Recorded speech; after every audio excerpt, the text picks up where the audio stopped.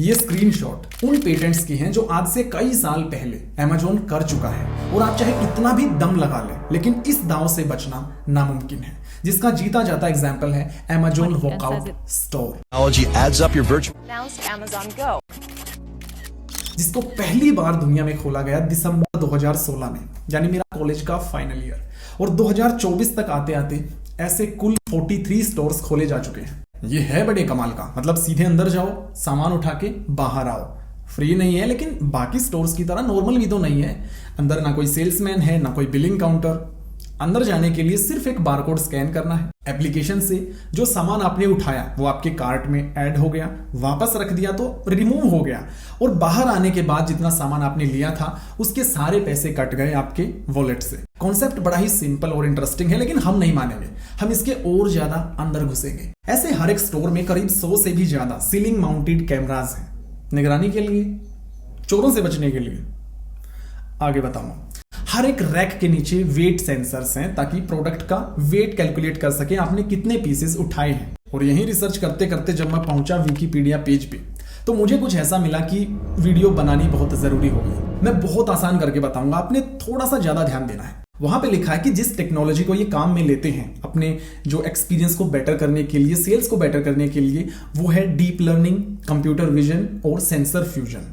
अब इसको समझते हैं। Deep learning is like a machine learning. हम किसी रोबोट को, मशीन को ये सिखा रहे हैं कि भाई देख, ये कैट है, ये कार है, दोनों में ये फर्क है, समझ ले। दोनों की बहुत सारी पिक्चर्स दिखा दिखा के उनको बहुत अच्छे से समझाना, दोनों में फर्क। कंप्यूटर विजन, जैसे इंसान, हम किसी फोटो को देख के अच्छे से समझते हैं उस फोटो में क्या है, कैसे है, कौन कौन है, हंस रहे हैं, रो रहे हैं, बच्चे हैं, बड़े हैं, उसकी जितनी भी इंफॉर्मेशन है।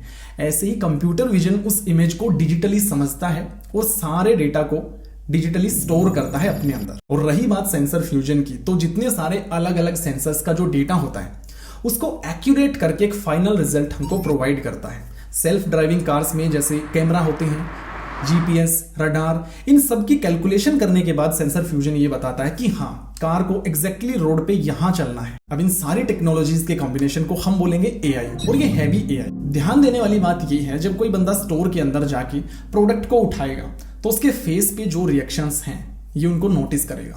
उसने प्रोडक्ट में सबसे पहले क्या देखा, प्राइस, उसकी डिटेल्स, या फिर इंग्रेडिएंट्स को। कितनी कॉन्फिडेंटली उसने आके प्रोडक्ट को उठाया और चल दिया, यानी इसको खरीदना ही था, या फिर इसको देख के ऐसे सोच रहा है कि खरीदूं या नहीं खरीदूं। वापस रख दिया तो वापस रखने का ऐसा क्या रीजन है कि उसने नहीं खरीदा। इन सारी चीजों को अगर ये एल्गोरिथम कैलकुलेट करेगा तो फ्यूचर में चीजें बेचने के लिए हमको किस लेवल पे टारगेट किया जाएगा आप सोच भी नहीं सकते। और हैरानी मत मानो, ऐसे छोटे मोटे फ्रॉड आज के टाइम पे हो रहे हैं ऑलरेडी। जितनी कैब बुक करने वाली जो एप्लीकेशंस हैं वो ऑलरेडी ऐसा कर रही है कि एंड्रॉइड यूजर को सपोज 90 रुपए बता रही है, लेकिन सेम राइड का किसी आईफोन यूजर को 120 रुपए। अंतर आपको मैं फिर से बताता हूँ। प्राइम सीडान का किराया आईफोन पर 358 रुपए है और ओला का प्राइम सीडान 341 रुपए बता रहा है एंड्रॉइड पर। ये आपके सामने। क्यों? उनका मानना है कि आईफोन यूजर रिच है, उसको क्या पता कि बेचारा ईएमआई भरना है। मतलब वो तो भूल जाओ, आपकी जो हिस्ट्री है, इंटरनेट पे जो एक्टिविटीज हैं, उनसे रिलेटेड आपको रेलेवेंट एड्स दिखाए, वो बातें बहुत पीछे जा चुकी हैं भाई।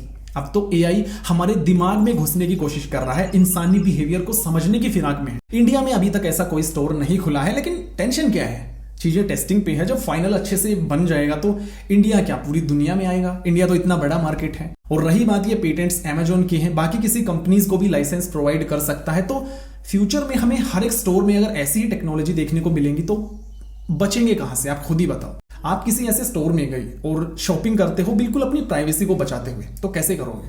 लाइक फेस पे मास्क लगाओगे, चश्मे पहनोगे, क्या करोगे?